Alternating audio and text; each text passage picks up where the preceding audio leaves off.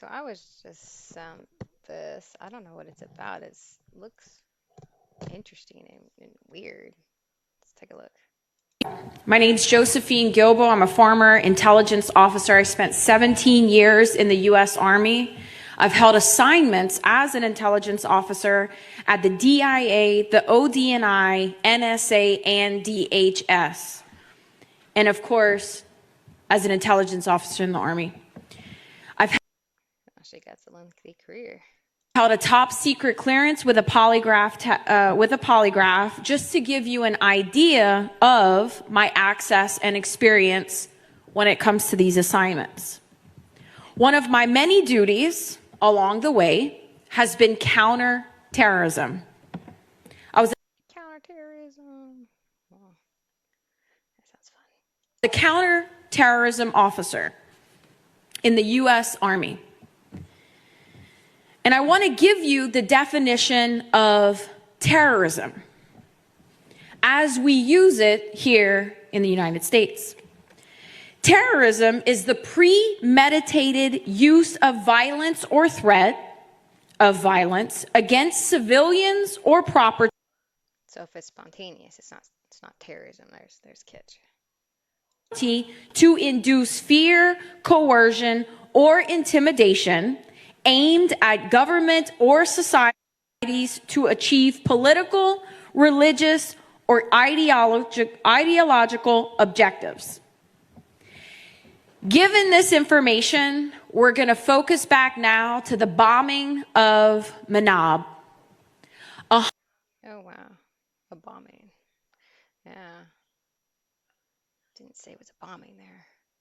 165 little girls were killed by United States tomahawks from a United States vessel in the area of operation.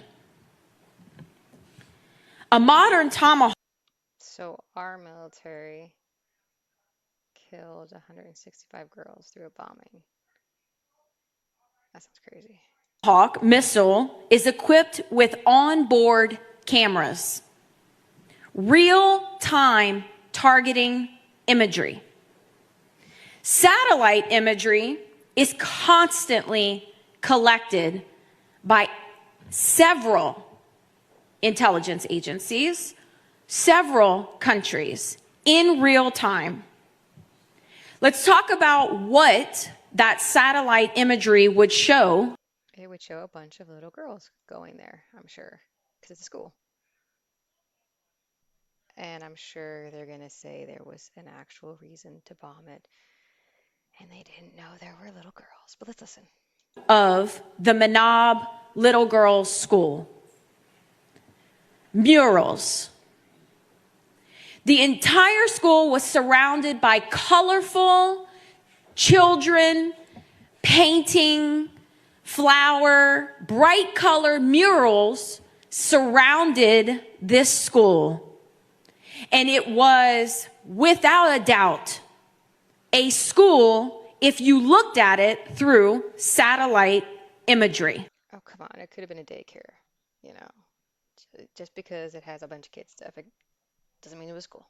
Could have been daycare.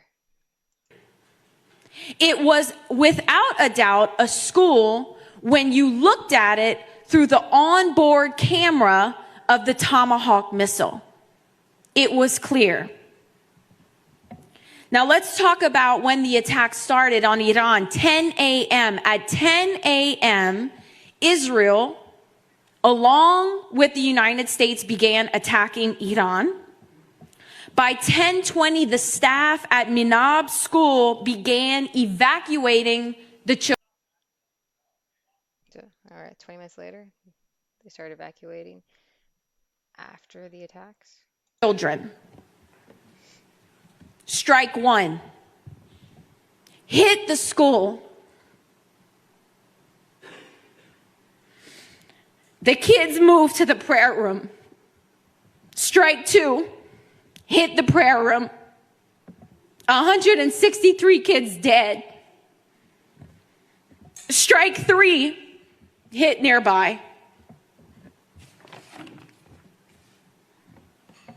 That's creepy. Like maybe they had heat sensors and stuff, or I don't know how they saw, but they hit exactly where they ran to, and then just start hitting someplace else. That's creepy. Multiple sources, including intelligence reports, regional sources, and U.S. officials are required to confirm a target for the U.S. Navy and military operations to ensure accuracy and reduce errors. This is how it works. This is how it worked that day.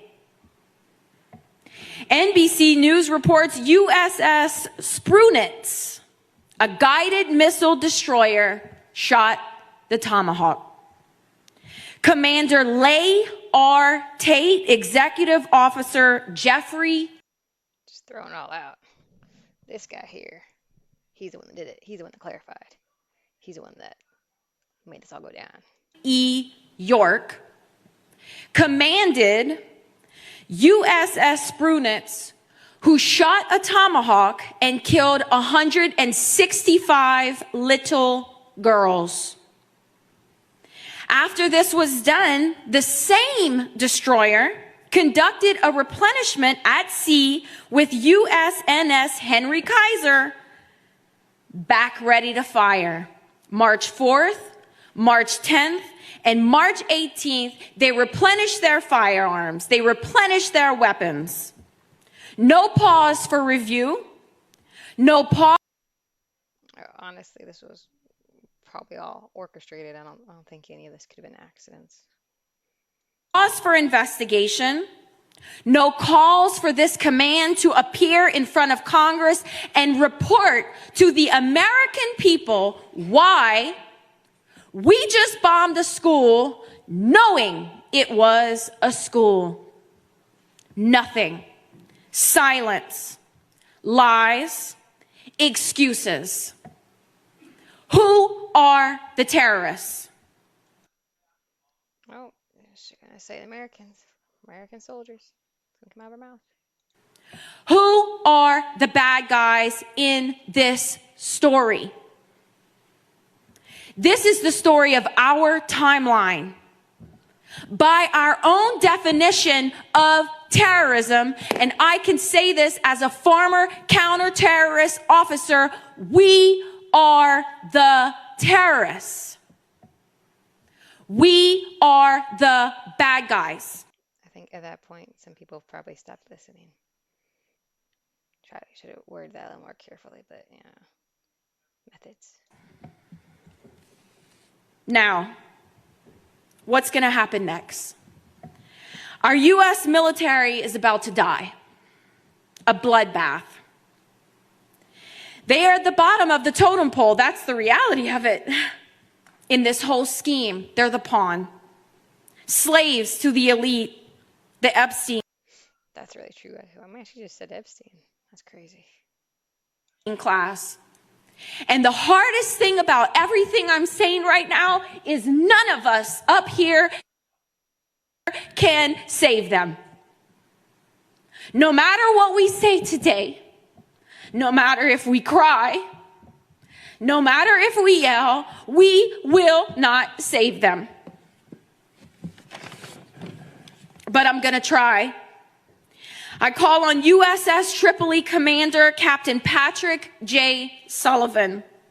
Stop the ship now. Turn the ship around now. The commander doesn't have control of that either. It's all above all of them. You are going to be complicit in war crimes and the death of our brothers and sisters, of Marines, of your Marines. Their blood and death will be on your hands. Captain Patrick J. Sullivan, stop the ship now. Turn it around. Turn the USS Tripoli around now.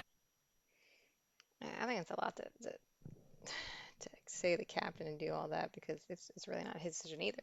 And if he chooses not to do that, wouldn't that be like, uh, I forget what they call it, but he'd go to military prison. So I'm sure he doesn't want that.